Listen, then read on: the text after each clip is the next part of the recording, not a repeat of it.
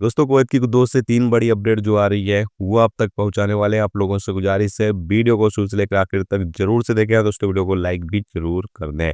चलिए बढ़ते हैं अपडेट तक पूरी का अपडेट आपको बताते हैं। सबसे पहली अपडेट दोस्तों यहाँ पर यह है कि कुवैत में एक इंडियन प्रवासी को मौत की सजा सुनाई गई है। अपडेट के मुताबिक बताया गया है कि ये बंदे ने अपनी वाइफ को हथौड़े से मारकर उसकी हत्या कर दी थी।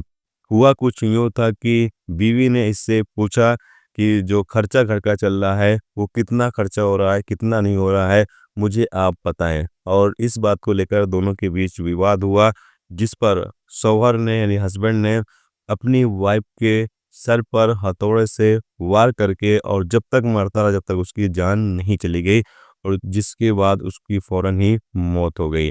बाद में इस इंडियन नागरिक को गिरफ्तार कर लिया गया, अदालत में पेश किया गया, जहां सारे सबूत मिल जाने पर और उसको फिर मौत की सजा दे दी गई है। इसके अलावा अगली अपडेट यह है कि कुवैत के जिले पर सुएग के इलाके में एक कसाई की दुकान पर छापा मारा गया। बताया गया है कि ये न्यूजीलैंड का बकरी के गोश्त पर ऑस्ट्रेलिया के बकरी के गोश्त का लेबल लगाकर और ताज़ा बताकर उसको लोगों को बेच रहा था।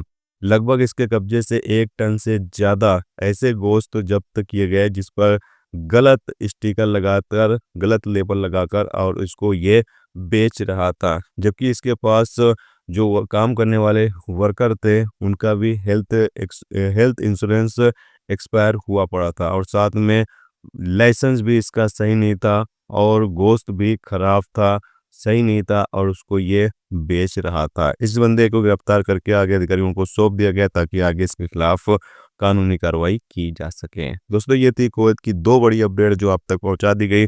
उम्मीद करता हूँ ये वीडियो जानकारी आपको अच्छी लगी तो प्लीज़ इस वीडियो को लाइक करके जरूर जाएं।